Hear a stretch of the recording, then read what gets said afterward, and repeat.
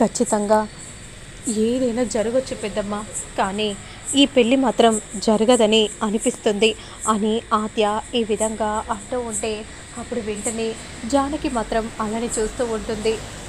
ఇక మరోవైపు మాత్రం పంతులు గారు జీలకర్ర బెల్లం ఇద్దరికి కూడా ఇస్తాడు. రామలక్ష్మి చాలా బాధపడిపోతూ అలానే చూస్తూ ఉంటుంది. ఇక ప్రశాంత్ చాలా సంతోషంగా రామలక్ష్మిని చూస్తూ ఉంటాడు. అప్పుడు వెంటనే రామలక్ష్మి ప్రశాంత్ తలపై జీలకర్ర బెల్లం పెట్టడానికి ఆలోచిస్తూ ఉంటే జానకి కంగారుగా అదిగో జీలకర్ర బెల్లం కూడా పెట్టుకోబోతున్నారు అనే విధంగా అంటూ చాలా కంగారుగా చూస్తూ ఉంటుంది. ఇక అంతలో ప్రశాంత్ వెంటనే రామలక్ష్మి తలపై జీలకర్ర బెల్లం పెడతాడు. ఇక ఆ తర్వాత రామలక్ష్మి అలానే చూస్తూ ఉంటే, ఏంటి రామలక్ష్మి ఏం చూస్తున్నావు? జీలకర్ర బెల్లం పెట్టు, ఇక నేను నీ వాడిని అయిపోతాను అని ఈ విధంగా అంటూ ఉంటే రామలక్ష్మి మాత్రం చాలా బాధగా దీనంగా ప్రశాంత్ తలపై జీలకర్ర బెల్లం పెడుతుంది. ఇక అప్పుడు వెంటనే పంతులు గారు మాత్రం, ఇదిగోండి బాబు, తన మెడలో తాళిని కట్టండి, భజంత్రీలు వాయించండి అని అనగానే వెంటనే ప్రశాంత్ రామలక్ష్మి మెడలో తాళిని కట్టబోతూ ఉన్న సమయంలో నో, అలా జరగకూడదు అని అంటూ వెంటనే జానకి గట్టిగా అరవగానే ఒక్కసారిగా రఘురామ్ షాక్ అయిపోతాడు. ఏమైంది జానకి, ఏం జరిగింది? ఏంటండి, ఏం జరుగుతుందో మీకేనా అర్థమవుతుందా?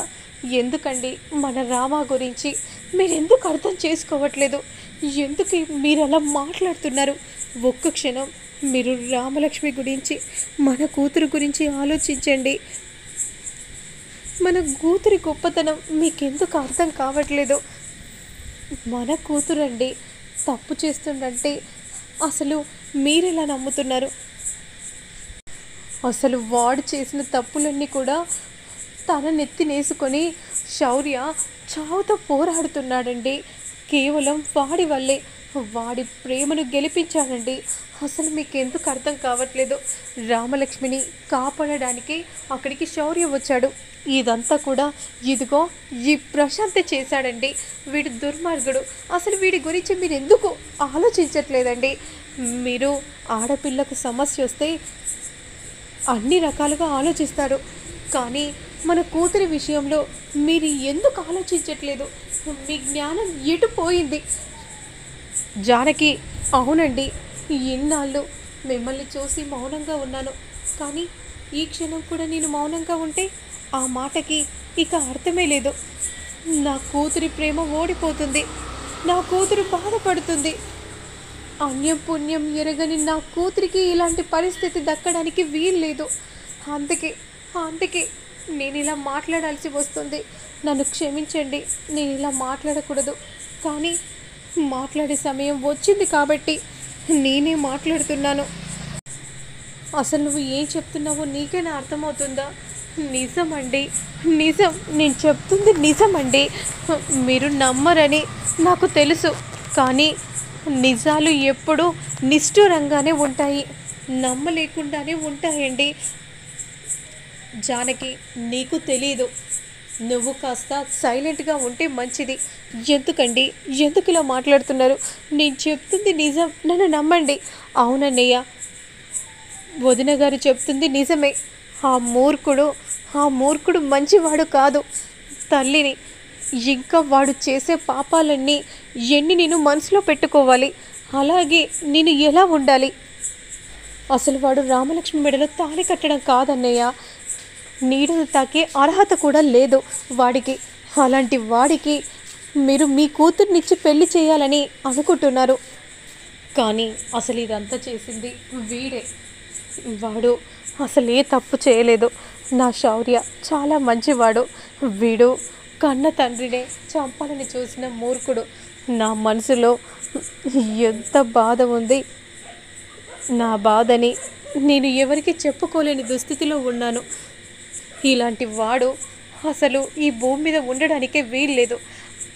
అన్నయ్య, వాడు తక్షణమే వాణ్ణి ఇక్కడ ఈ పెళ్లి మండపం పైన ఉండకుండా చేయండి అన్నయ్య అని ఈ విధంగా చెప్పగానే అప్పుడు వెంటనే గట్టిగా ప్రశాంత్ని కాలుతోని రఘురాం తంతాడు.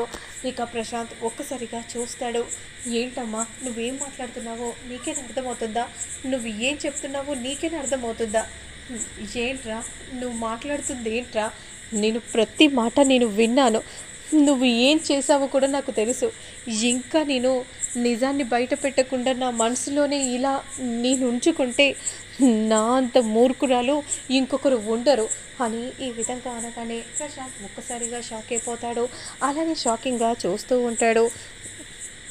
వెంటనే రఘురాం మాత్రం షాకింగ్గా వీడిని బ్రతకనివ్వకూడదు, వీడిని చంపేస్తాను.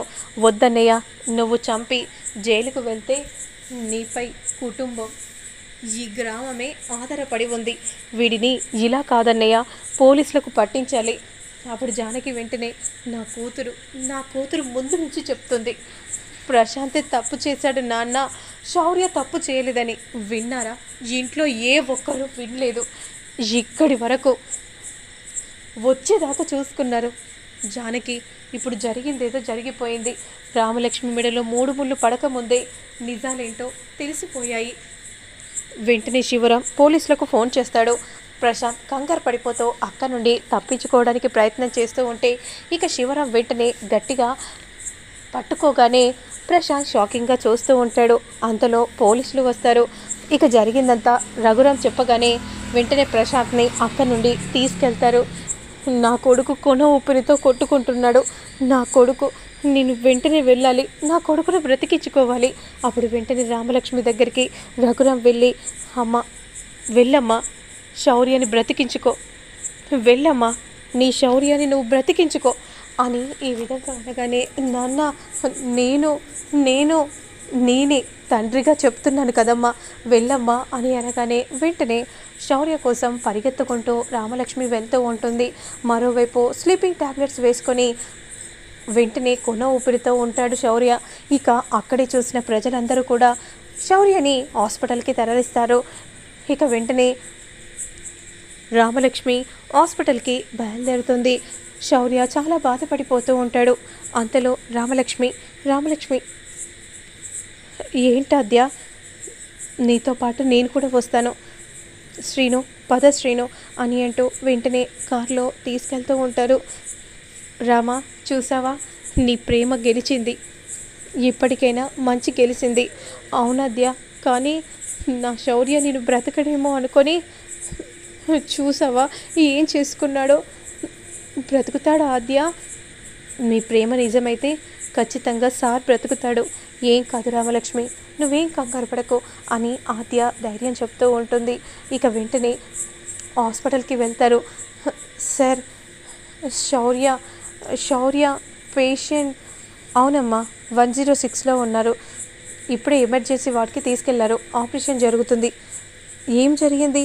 స్లీపింగ్ టాబ్లెట్స్ మింగారు అని విధంగా చెప్పగానే ఒక్కసారిగా షాక్ అయిపోతారు. ఏంటి? అవును. అప్పుడు వెంటనే ఇక అందరూ కంగారుగా చూస్తూ ఉంటారు. అంతలో డాక్టర్ బయటికి రాగానే సార్ ఇప్పుడు శౌర్య సార్కి ఎలా ఉంది సార్? ఇంకో 24 గంటల తర్వాతే మేము చెప్పగలం, ఇప్పుడు మేమేం చెప్పలేం, సారీ అని అంటూ వెళ్ళిపోగానే రామలక్ష్మి బాధపడిపోతూ ఏడుస్తూ ఉంటుంది. రామలక్ష్మి, నువ్వేం కంగారు పడకు, ఏం కాదు, నీ ప్రేమ నిజమవుతుంది. లేదు, సార్ బ్రతకాలి, సార్ లేకుండా నేను ఉండలేను ఆద్య, సార్ లేకుండా నేను ఉండలేను, నేను సార్తో మాట్లాడాలి, నేను కలవాలి. సరే, శౌర్య సార్ దగ్గరికి నిన్ను లోపలికి పంపిస్తారో లేదో తెలీదు, కానీ నర్స్తో మాట్లాడి నిన్ను పంపించే ప్రయత్నం చేస్తాను, ఒక్క క్షణం వెయిట్ చేయరామా అని అంటూ ఆద్య వెంటనే నర్స్తో మాట్లాడగానే సరే 5 నిమిషాలు మాత్రమే, త్వరగా పేషెంట్ దగ్గరికి వెళ్ళమనండి, ఆ తర్వాత త్వరగా వచ్చేయమనండి, సరే అని విధంగా చెప్పగానే వెంటనే రామలక్ష్మి శౌర్య దగ్గరికి వెళ్ళగానే అన్కండిషన్లో ఉన్న శౌర్యని చూసి రామలక్ష్మి బోరున ఏడుస్తూ ఉంటుంది.